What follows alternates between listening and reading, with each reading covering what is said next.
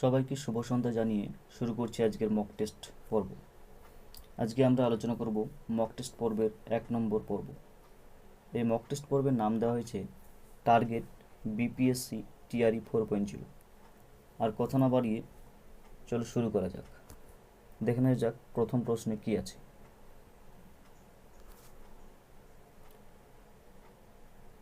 প্রথম প্রশ্নে বলা হয়েছে 1 নম্বর প্রশ্ন, বর্ণকে বলা হয় ভাষার কি বলা হয়?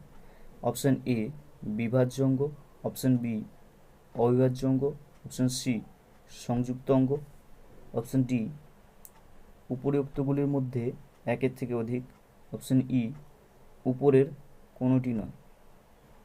তো আমি তোমাদেরকে 5 সেকেন্ড সময় দিয়ে দিচ্ছি।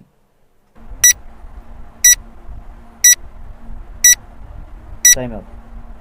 আমরা উত্তরটা বলে দেব। উত্তরটা হচ্ছে বর্ণকে বলা হয় ভাষার অবিভাজ্য অঙ্গ, অপশন বি। নেক্সট, এবার আমরা দেখব এই যে বর্ণকে ভাষার অবিভাজ্য অঙ্গ বলা হয় এটা সম্পর্কে একটু বিস্তারিতভাবে জেনে নেব। দেখো কি আছে এখানে বলা হচ্ছে, বর্ণ বাকযন্ত্রের সাহায্যে উচ্চারিত শ্রুতিগ্রাহ্য ধ্বনির দৃষ্টিগ্রাহ্য সুদর্শন লিখিত রূপটিকে বর্ণ বলে। ঠিক আছে, এর বর্ণ হচ্ছে অ, আ, ক, খ ইত্যাদি এক একটি হলো বর্ণ। ঠিক আছে, এবার একটা উদাহরণ দিয়ে বিষয়টাকে পরিষ্কার করা যাক। কি, জল পড়ে, আমরা যদি বলি জল পড়ে, তাহলে এই কথাটি বললে কি বলা হচ্ছে? একটা হচ্ছে জল আর একটা হবে পড়ে, এই দুটো কথা বলা হবে। এবার জলকে যদি আমরা ভাঙি তাহলে কী হবে, কী পাবো? বর্গীয় হসন্ত অ, লয় হসন্ত অ, তাই তো? তাহলে হলো জল। এখানে 4টি ধ্বনি বা বর্ণ পাওয়া হলো। এবার এগুলিকে কিন্তু আর ছোট করে ভাঙা যাবে না। ঠিক সেরকমই যদি আমরা পড়ে শব্দটাকে ভাঙি তাহলে এটাকে ভাঙলে কী পাবো? প, প হসন্ত অ, রসুন হসন্ত এ, তাই না? এই 4টি ধ্বনি বা বর্ণ পাওয়া যাবে, কিন্তু এইগুলোকে কিন্তু আর ভাঙা যাবে না। তাই এই জন্য এই যে বর্ণকে ভাষার অবিভাজ্য অঙ্গ বলা হয়। ক্লিয়ার? নেক্সট, এবার আমরা চলে যাব পরবর্তী প্রশ্নে। কি আছে পরবর্তী প্রশ্ন? 2 নম্বর প্রশ্ন হচ্ছে, বাংলা বর্ণমালায় স্পর্শ বর্ণের সংখ্যা। বাংলা বর্ণমালায় স্পর্শ বর্ণের সংখ্যা। অপশন এতে কি আছে? 25টি, অপশন বিতে 26টি, অপশন সিতে 28টি, অপশন ডি উপরিউক্তগুলির মধ্যে একের থেকে অধিক, অপশন ই উপরের কোনোটি নয়। তাহলে আমি তোমাদের 5 সেকেন্ড সময় দিয়ে দিলাম, উত্তরটা কমেন্ট বক্সে জানাও।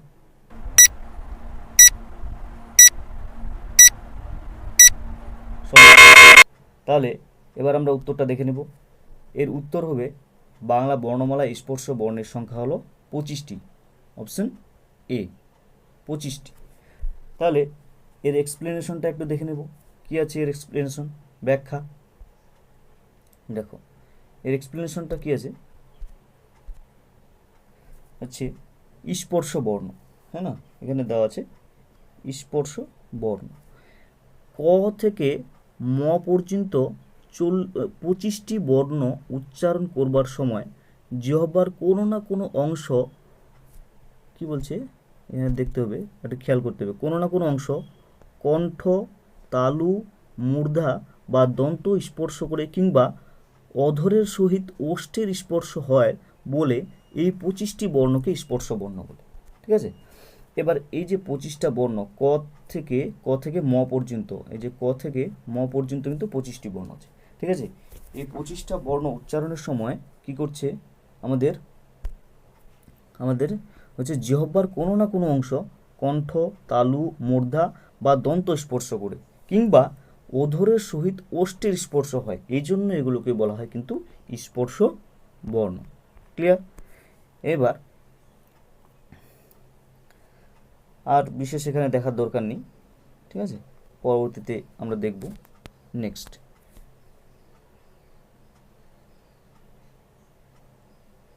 চলে যাব 3 নম্বর প্রশ্ন। কি আছে 3 নম্বর প্রশ্ন? 3 নম্বর প্রশ্নে আছে, কাঁঠাল থেকে কাঁঠাল ধ্বনি পরিবর্তনের এই রীতিকে বলা হয়, কি বলা হয় ধ্বনি পরিবর্তনের এই রীতিকে? অপশন এ আছে ক্ষীণায়ন, অপশন বি ঘোষীভবন, অপশন সি পিনায়ন, অপশন ডি উপরিউক্তগুলির মধ্যে একের থেকে অধিক, অপশন ই উপরের কোনোটি নয়। তাহলে আমরা 5 সেকেন্ড সময় নিয়ে নেব।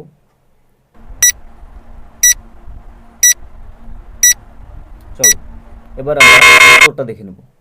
এর উত্তরটা কি হবে? এর উত্তর হবে অপশন সি পিনায়ন, অপশন সি পিনায়ন। ঠিক আছে, এবার নেক্সট আমরা একটু এক্সপ্লেনেশনটা দেখে নেব কি আছে। এর উত্তর হচ্ছে পিনায়ন। দেখো এবার আমরা আলোচনা করব ক্ষীণায়ন পিনায়ন বিষয়টা কি। দেখো পিনায়ন ও ক্ষীণায়ন, প্রথমে দেখব পিনায়ন জিনিসটা।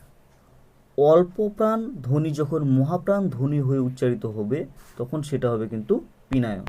তাহলে মনে রাখতে হবে অল্প, যখন অল্প থেকে বেশি সেটা হয়ে যাবে কি পিনায়ন। এর যেমন কি থুতু, থুতু থেকে কি হচ্ছে থুথু, থ হয়ে যাচ্ছে। অল্প প্রাণ ধ্বনি কি আছে থ। এই যে এখানে একটু দেখে নিব আমরা অল্প প্রাণ ধ্বনি, না অল্প প্রাণ ধ্বনি তু ত, এই যে ত, ঠিক আছে, এই অল্প প্রাণ ধ্বনি ত এখানে থ হয়ে গেল। যেমন কি এই যে শেষে ছিল ত, ঠিক আছে, এই তটা এখানে থ হয়ে যাচ্ছে। ঠিক আছে, এবার নেক্সট আরও উদাহরণ দেখে নিচ্ছাম, সেটা হচ্ছে কাঁঠাল থেকে কাঁঠাল। এখানে কি আছে ট, কয়চন্দ্র আকার ট একার ল, কাঁঠাল থেকে কয়চন্দ্র আকার ঠ একার ল, এই তো এখানে টটা ঠ হয়ে গেছে। এই দেখো এখানে আমরা জিনিসটা দেখে নেব। এই যে টটা কোথায় আছে? ট আছে অল্প প্রাণ ধ্বনিতে, ঠিক আছে। এবার এই অল্প প্রাণটা কী হিসেবে উচ্চারিত হচ্ছে? মহাপ্রাণ হিসেবে, এই যে ঠ, ঠিক আছে, এটা হচ্ছে কিন্তু মহাপ্রাণ ধ্বনি, তাই না? তাহলে এটা হয়ে গেল কাঁঠাল। তাহলে অল্প প্রাণ ধ্বনি যখন মহাপ্রাণ ধ্বনি হয়ে উচ্চারিত হবে সেটা হবে পিনায়ন। ঠিক আছে, এবার আমরা দেখব এর সঙ্গে ক্ষীণায়নটা আমাদের জেনে নেওয়া উচিত। দেখো এর মহাপ্রাণ ধ্বনি যখন অল্প প্রাণ ধ্বনি হয়ে উচ্চারিত হবে তখন সেটা হবে কিন্তু ক্ষীণায়ন। এবার দেখো ক্ষীণ বলতে আমরা কিন্তু সংকীর্ণ অর্থে ব্যবহার করি, তাহলে আমাদের একটা ট্রিক্স বলে দিই তোমাদেরকে, যে ক্ষীণায়ন বলতে সংকীর্ণ। তাহলে যখন মহাপ্রাণ ধ্বনিটা কী হবে? মহাপ্রাণ যখন অল্প প্রাণ রূপে উচ্চারিত হবে সেটা হয়ে যাবে কিন্তু ক্ষীণায়ন। এবার ক্ষীণায়নটা একটু উদাহরণটা দেখে নিই কী আছে। চোখ থেকে চোখ, চোখ এর খ, এই খটা ক রূপে উচ্চারিত হচ্ছে, তাই তো? এই খ, এই যে দেখো খ, খ কী আছে? মহাপ্রাণ ধ্বনি আছে, খটা মহাপ্রাণ ধ্বনি। এর মহাপ্রাণ ধ্বনি কী হচ্ছে? অল্প প্রাণ ধ্বনিতে রূপান্তরিত হচ্ছে, ক রূপে উচ্চারিত হচ্ছে, তাহলে এটা হয়ে গেল ক্ষীণায়ন। নেক্সট এবার চলে যাব আমরা পরবর্তী প্রশ্নে। পরবর্তী প্রশ্ন কী আছে? 4 নম্বর প্রশ্ন, ভ বর্ণটি। ভ বর্ণটি কী আছে দেখো তো অপশানে কী আছে? এখানে অপশান আছে, অপশান এতে আছে অঘোষ বর্ণ, অপশান বিতে একটু গোলমাল হয়ে গেছে এগুলো অপশানগুলো, অপশান বিতে আছে ঘোষ বর্ণ, অপশান সিতে আছে মহাপ্রাণ বর্ণ, অপশান ডিতে উপরিউক্তগুলির মধ্যে কোনোটি নয়। এখানে অপশান ই হতো একটা, সেটা হচ্ছে উপরিউক্তগুলির মধ্যে কোনোটি নয়। ঠিক আছে, এবার আর 5 সেকেন্ড সময় দিতে।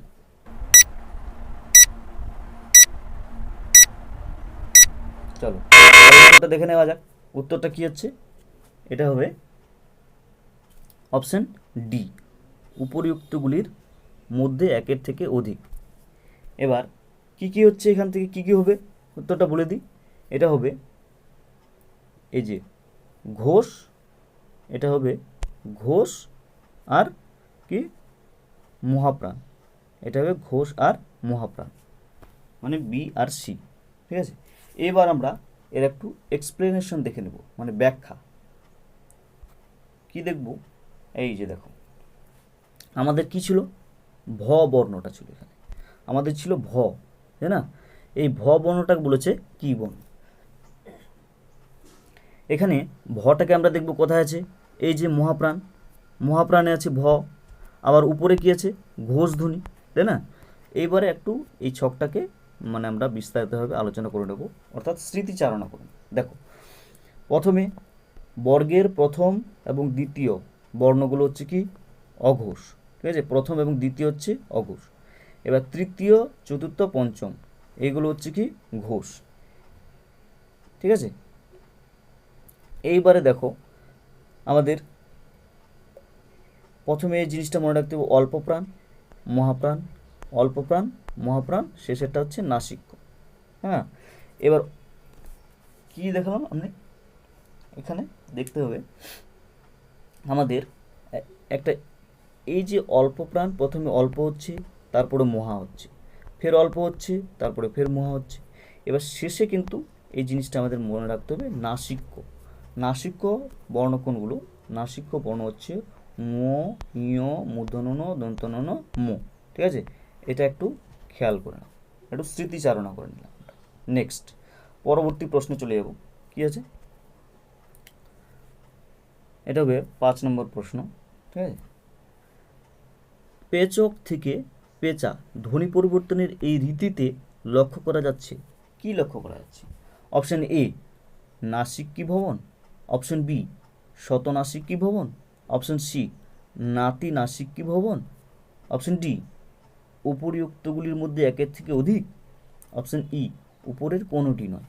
তাহলে আমরা 5 সেকেন্ড সময় নেব।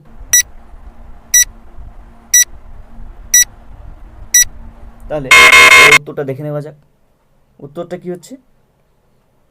উত্তরটা হবে আমাদের এটা পেচক থেকে পেঁচা, তাই না? এটা হয়ে যাবে অপশন বি শত নাসিক্যী ভবন, অপশন বি শত নাসিক্যী ভবন। দেখো, এবার শত নাসিক্যী ভবন বিষয়টা কি একটু আমাদের জেনে নিতে হবে।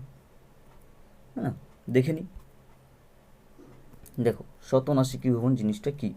এবার আগে প্রথমে আমরা দেখব নাসিক্যী ভবন, তারপরে দেখব শত নাসিক্যী ভবন। নাসিক্যী ভবন বিষয়টা দেখে নিব। দেখো, কোনো তৎসম শব্দ বাংলা শব্দে রূপান্তরিত হবার সময় শব্দ মধ্যস্থ যুক্ত ব্যঞ্জনের নাসিক্য ব্যঞ্জনটি, ঠিক আছে, এইটা সংজ্ঞাটা কিন্তু ভালো করে খেয়াল রাখবো। শব্দ মধ্যস্থ যুক্ত ব্যঞ্জনের নাসিক্য ব্যঞ্জনটি অর্থাৎ ঙ, ইয়, মূর্ধন্য ণ, দন্তন্য ন, ম কিংবা অনুস্কার, ঠিক আছে, কিংবা অনুস্কার লুপ্ত হবার সঙ্গে সঙ্গে পূর্ববর্তী হ্রস্ব স্বরটি অনুনাসিক হয়ে বৃদ্ধি পেলে তাকে কি বলে? নাসিক্যী ভবন বলে, তাকে বলে নাসিক্যী ভবন। ঠিক আছে, এবার যেমন উদাহরণ দিয়ে একটু বিষয়টাকে ক্লিয়ার করে দিই। অঙ্ক, এটা কি আছে এখানে? ঙ আছে, তাই তো? অঙ্ক থেকে আক হয়ে গেছে, লুপ্ত হয়ে গেল, থেকে আ চলে আসছে। ঠিক আছে, আরেকটা উদাহরণ দিয়ে দেখে নেব। যেমন কি চন্দ্র, এই চন্দ্র, চন্দ্র থেকে চাঁদ হয়েছে, তাই তো? এখানে দন্তান্ন লুপ্ত হয়ে চয়ে চন্দ্রবিন্দু চলে এসছে, তাই না? নেক্সট, এইবারে আমরা দেখলাম কিন্তু এটা নাসিক্যী ভবন। এইবারে দেখো শতনাসিক্যী ভবন বিষয়টা কি। শতনাসিক্যী ভবন, দেখো নাসিক্যী ভবন তো হলো ঙ, ইয়, মূর্ধন্য ণ, দন্তন্য আর হচ্ছে ম আর প্লাস হচ্ছে কি অনুস্কার। এইগুলো থাকলে হলো আমাদের কি হচ্ছিল? নাসিক্যী ভবন। এগুলো চেঞ্জ হয়ে চন্দ্রবিন্দু এসেছিল। এবার এইখানে শতনাসিক্যী ভবনটা কি? দেখো, শতনাসিক্যী ভবন নাসিক্য বর্ণের অর্থাৎ ওই যে ও, ইয়, মূর্ধন্য ণ, দন্তন্য ন, ম অনুস্কার, ঠিক আছে, এইগুলো থাকা সত্ত্বেও, মানে এগুলো না থাকেও নাসিক্য বর্ণের সংস্রব ব্যতীত স্বরধ্বনি যখন কী হবে? স্বরধ্বনি যখন শতই অর্থাৎ আপনা আপনি কী হবে? অনুনাসিক হয়ে যাবে, তখন তাকে শতনাসিক্যী ভবন বলে। যেমন ব্যাপারটা দেখো, উদাহরণ দিয়ে বুঝিয়ে দিচ্ছি এবার। যেমন কাচ, চন্দ্রবিন্দু, না কাছ থেকে কাঁচ, ঠিক আছে। এবার কাচে এই যে কয়াকার চ উচ্চারণ করলাম, এখানে কিন্তু আমাদের ঙ, ইয়, মূর্ধন্য ণ, দন্তন্য ন, ম কিংবা অনুস্কার এগুলো কিছুই নেই, ঠিক আছে।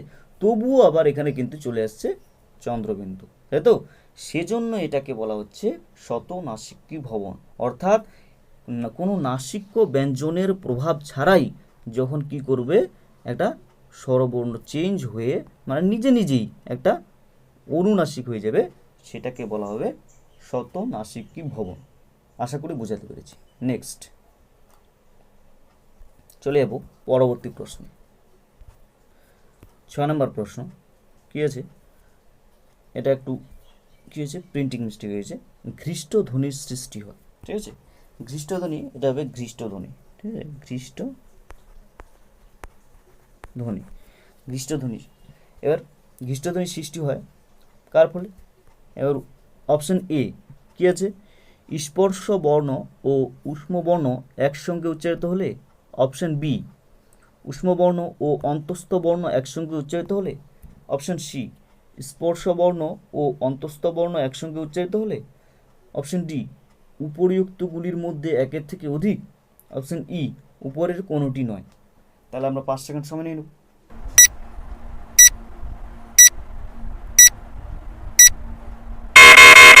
চলো উত্তরটা দেখে নেওয়া যাক। উত্তরটা কী হবে? এর উত্তরটা হয়ে যাবে অপশন এ। স্পর্শ বর্ণ ও উষ্ম বর্ণ একসঙ্গে উচ্চারিত হলে ঘৃষ্টধ্বনির সৃষ্টি হয়, ঠিক আছে, বা সৃষ্টি হয়। এবার এর এক্সপ্লেনেশনটা একটু দেখে নেওয়া যাক, বা ব্যাখ্যাটা দেখে নেওয়া যাক, কী ব্যাখ্যা আছে। এবার মানে সংজ্ঞাগুলো দেখে নেব। স্পর্শ ধ্বনি বা স্পৃষ্ট ধ্বনি কাকে বলে? ঠিক আছে, যে সকল ব্যঞ্জন ধ্বনি উচ্চারণের সময় শ্বাসবায়ুর বহির্গমন পথ কী করবে? বহির্গমন পথ কম বেশি বাধাপ্রাপ্ত হয়, সেগুলোকে স্পর্শ বর্ণ বা স্পৃষ্ট ধ্বনি বলে। যেমন ক, খ, গ, ঘ, ঙ, ঠিক আছে। কিন্তু এখানে একটা জিনিস মনে রাখতে হবে, চ, ছ, বর্গীয় জ, ঝ এগুলো কিন্তু ঘৃষ্ট ধ্বনি, এগুলো কিন্তু স্পৃষ্ট ধ্বনি নয়। ক্লিয়ার? নেক্সট আমরা দেখব, কি দেখব?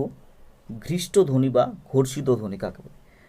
যে ব্যঞ্জন ধ্বনির উচ্চারণে শ্বাসবায়ুর বহির্গমন পথ প্রথমে রুদ্ধ হয়ে তারপরে সামান্য মুক্ত হয় এবং ঘর্ষণের মতো হয়ে শ্বাসবায়ু বহির্গত হয়, সেই রকম ঘর্ষিত ব্যঞ্জন ধ্বনির নাম হচ্ছে ঘৃষ্ট ধ্বনি বা ঘর্ষিত ধ্বনি। যেমন চ, ছ, বর্গীয় জ, জ, ঝ, ঠিক আছে, বর্গীয় জ, ঝ। নেক্সট এবার আমরা নম্বর কি আছে? নম্বরে আছে উষ্মধ্বনি, তাই তো? এখানে কি বলছে? ধ্বনিবাহী বায়ু মুখবিবরে পুরোপুরি বাধা পেলে হয় কি? স্পৃষ্ট, আর আংশিক বাধা পেলে হয় উষ্মধ্বনি। যেমন যে ব্যঞ্জনধ্বনি উচ্চারণের সময়, অর্থাৎ যে ব্যঞ্জনধ্বনি উচ্চারণের সময় মুখবিবর সংকীর্ণ হয়ে তার মাঝ দিয়ে শ্বাসবায়ু শীষ দেওয়ার মতো নির্গত হয়, তাকে বলা হয় উষ্মধ্বনি। মানে শ্বাসবায়ু কিন্তু শীষ দেওয়ার মতো উচ্চারণ হবে, তাহলে সেটা হবে কিন্তু উষ্মধ্বনি, তাই তো? এবার যেমন কি উষ্মধ্বনির লিখিত রূপ হচ্ছে উষ্ম বর্ণ। যেমন কি বর্ণ হচ্ছে তালব্য দন্তস্ব হ, এবং এবার কি আছে? মূর্ধন্য এর উচ্চারণ বাংলায় আলাদা করে হয় না, তাই না? মূর্ধন্য এর উচ্চারণ বাংলায় আলাদা করে হয় না। এবার একটা জিনিস আমরা এক্সট্রা হয়ে জেনে নিতে হবে, তালব্য এবং তালব্য দন্তস্ব উচ্চারণের সময় শীষ দেওয়ার মতো ধ্বনির উৎপত্তি হয় বলে এদের কিন্তু শীষ ধ্বনি বলা হয়। নেক্সট চলে যাবো আমরা পরবর্তী প্রশ্ন। কি আছে পরবর্তী প্রশ্ন? 7 নম্বর প্রশ্ন, শব্দের অন্তর্গত অন্তস্থ জ যখন কি হবে? ইকারে হবে। অন্তস্থ জ যখন ইকারে হবে, র যখন রিকারে হবে এবং অন্তস্থ ব যখন উকারে পরিণত হবে, সেই নিয়মকে কি বলে? অপশন এ গুণ, অপশন বি বৃদ্ধি, অপশন সি সম্প্রসারণ, অপশন ডি উপরিউক্তগুলির মধ্যে একের থেকে অধিক, অপশন ই উপরের কোনোটি নয়। তাহলে আমরা 5 সেকেন্ড সময় নিয়ে নেব।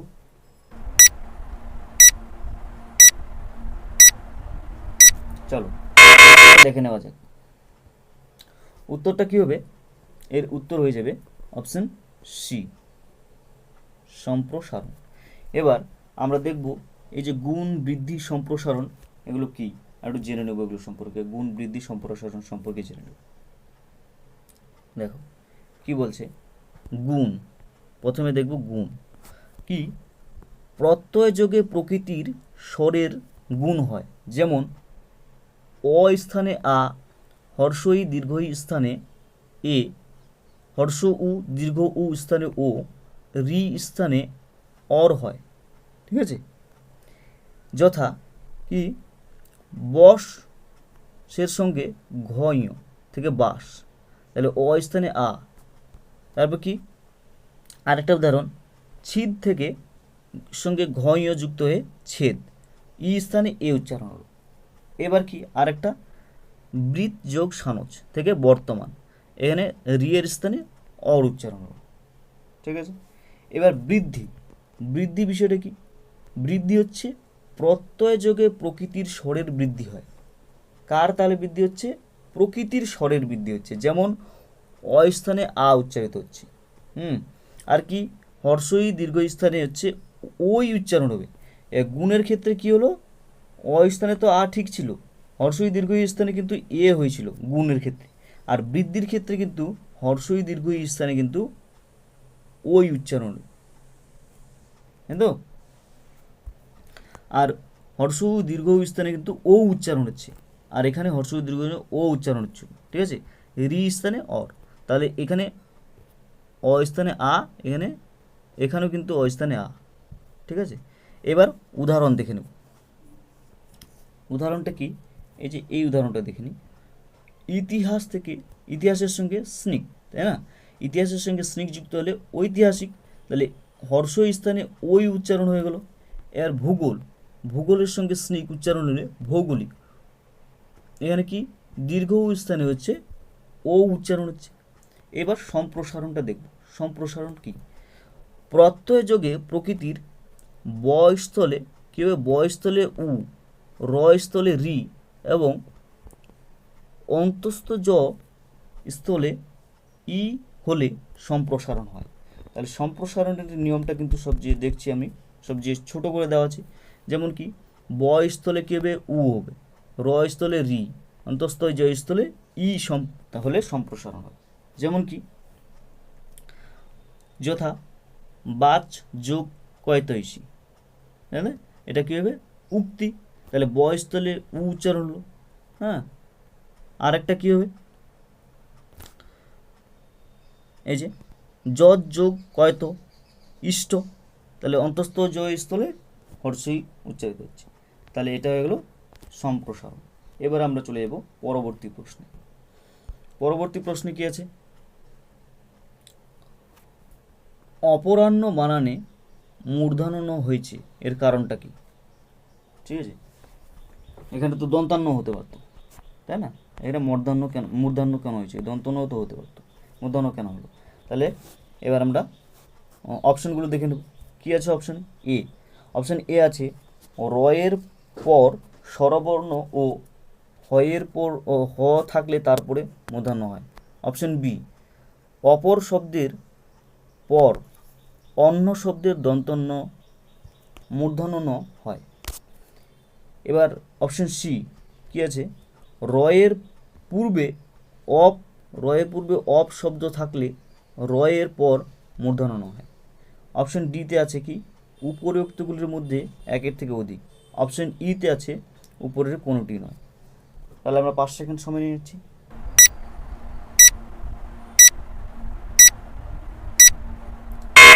দেখে নেওয়া যাক। উত্তরটা হবে অপশন বি। অপশন বি, অপর শব্দের পর অন্য শব্দের দন্তন্য, হ্যাঁ, এটা কি হয়ে গেছে? মূর্ধন্য হয়েছে। ঠিক আছে, এবার নেক্সট এ দেখো এর এক্সপ্লেনেশনটা কী আছে, এর ব্যাখ্যাটা একটু দেখে নিই। দেখো এই যে আছে, এটা আমরা বানান বিধানে দেখে নিতে পারবো। বানান বিধানে গেলেই এই নিয়মটা দেখতে পাবো। ঠিক আছে, এখানে কী আছে? পূর্ব, তারপর হচ্ছে অপর শব্দের পরে অন্য শব্দের দন্তন্য মূর্ধন্য হয়। যেমন কি এই যে প্রাণ্য থেকে প্রাণ্য, থেকে অন্য, পূর্বাহ্ন থেকে অন্য, অপরাহ্ন থেকে অপর অন্য, তাই তো? এখানে তাহলে হয়ে গেল এটা দন্তন্য থেকে মূর্ধন্য নয়। ঠিক আছে, নেক্সট চলে যাব পরবর্তী প্রশ্নে। পরবর্তী প্রশ্ন কি আছে? পরবর্তী প্রশ্নে আছে সমযোগ অর্থ। এটা আমাদের কি করতে হবে? সন্ধিতে পরিণত করতে হবে। সমযোগ অর্থ তাহলে কি হবে? Option A Samarth, option B সমর্থ, অপশন সি সমর্থ, অপশন ডি উপরিউক্তগুলির মধ্যে থেকে একের থেকে অধিক, অপশন ই উপরের কোনোটি নয়। তাহলে 5 সেকেন্ড সময়।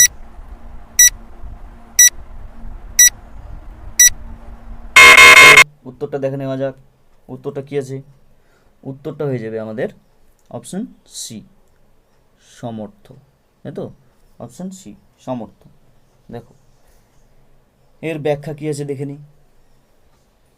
এর ব্যাখ্যায় আছে কি, এটা হচ্ছে নিপাতনে সিদ্ধ সন্ধি হয়েছে, নিপাতনে সিদ্ধ স্বরসন্ধি। এবার সন্ধির সাধারণ নিয়মের মধ্যে পড়ে না, অথচ পাশাপাশি অবস্থিত কি ধ্বনি সন্ধিবদ্ধ হয়, এরকম নিয়ম বহির্ভূত অথবা বিশেষ নিয়মে সিদ্ধ সন্ধিকে বলা হয় নিপাতনে সিদ্ধ সন্ধি। এবার যথা কি আছে, যথা হচ্ছে যথা গো যোগ অক্ষ থেকে গবাক্ষ, কুল যোগ অটা কুলোটা, তাই তো? সীমন যোগ অন্ত সীমান্ত, শুদ্ধ যোগ ওধন শুদ্বোধন, আর কি আর একটা কি অন্য যোগ অন্য অনন্য, আর কি আরেকটা আমাদের যেটা আছে সমযোগ অর্থ সমর্থ, তাই তো? তাহলে এটা হয়ে গেল কি নিপাতনের সিদ্ধ স্বরসন্ধি। এগুলো সন্ধির নিয়মে কিন্তু পড়ছিল না, ঠিক আছে? নেক্সট আমরা দেখে নেব আজকের 10 নম্বর প্রশ্ন কি আছে, মনীষা শব্দটি গঠিত হয়েছে কি কি দিয়ে?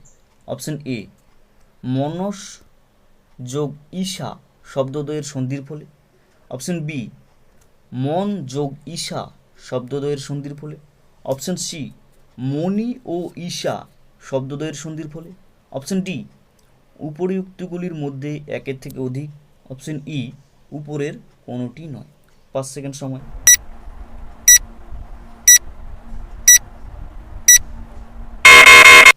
চলো উত্তরটা দেখে নেওয়া যাক। উত্তরটা কি আছে? উত্তর হয়ে যাবে এর অপশন এ, অপশন এ মনস যোগ ঈশা শব্দদ্বয়ের সন্ধির ফলে, ঠিক আছে? মনস যোগ ঈশা শব্দদ্বয়ের সন্ধির ফলে। দেখো এবার এটা আমরা একটু দেখে নেব, এর এক্সপ্লেনেশনটা দেখে নিই কী আছে। এর এক্সপ্লেনেশনটা আমরা দেখব। এই যে দেখো কী আছে, নিপাতনে সিদ্ধ ব্যঞ্জন সন্ধি। আগেরটা কিন্তু কী ছিল? নিপাতনে সিদ্ধ স্বরসন্ধি ছিল। এটা কিন্তু আমরা দেখছি নিপাতনে সিদ্ধ ব্যঞ্জন সন্ধি। যেমন কি আছে এটা একটু দেখে নিই। তৎযোগ কর তস্কর, ষট যোগ 10 ষোড়শ, 1 যোগ 10 একাদশ, দ্বীপ যোগ লোক দুর্লোক, আহ যোগ চর্য আশ্চর্য, আ যোগ পদ আস্পদ, হরি যোগ চন্দ্র হরিশ্চন্দ্র, আর কি পর যোগ পর পরস্পর, বন যোগ পতি বনস্পতি, পতত যোগ অঞ্জলি পতঞ্জলি, কি হিনস যোগ অ সিংহ। ঠিক এরকমই হচ্ছে মনস যোগ ঈশা মনীষা, পশ্চাৎ যোগ অর্ধ পশ্চার্ধ, বিশ্বযোগ মিত্র বিশ্বামিত্র, প্রায় যোগ চিত্ত প্রাশ্চিত্য, ঠিক আছে? তাহলে এটা হয়ে গেল নিপাতনে সিদ্ধ ব্যঞ্জন সন্ধি। নেক্সট আমরা চলে যাব পরবর্তী প্রশ্ন, অর্থাৎ আজকের শেষ প্রশ্নে। দেখো কি আছে আজকের শেষ প্রশ্ন। আজকের শেষ প্রশ্ন হচ্ছে বিভক্তি। কি আছে? বিভক্তি কি করে, তাই তো? এখানে কি আছে? বিভক্তি কি করে। দেখো অপশন এ ধাতুকে ক্রিয়াপদে পরিণত করে, অপশন বি শব্দকে নামপদে পরিণত করে, অপশন সি নতুন নতুন শব্দ তৈরি করে, অপশন এটা একটু গোলমাল হয়েছে, অপশন ডি উপরিউক্তগুলির মধ্যে একের থেকে অধিক, অপশন ই উপরের কোনোটি নয়। ঠিক আছে? তাহলে 5 সেকেন্ড সময় পেয়ে যাচ্ছি আমরা।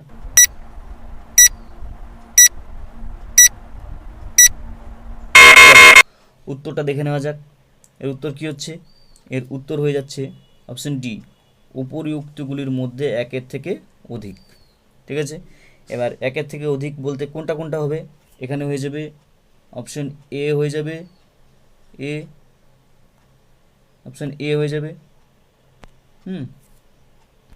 এখানে হয়েছে অপশন এটা হয়ে যাবে, এই যে এটা হয়ে যাবে, আর কি বিটা হয়ে যাবে।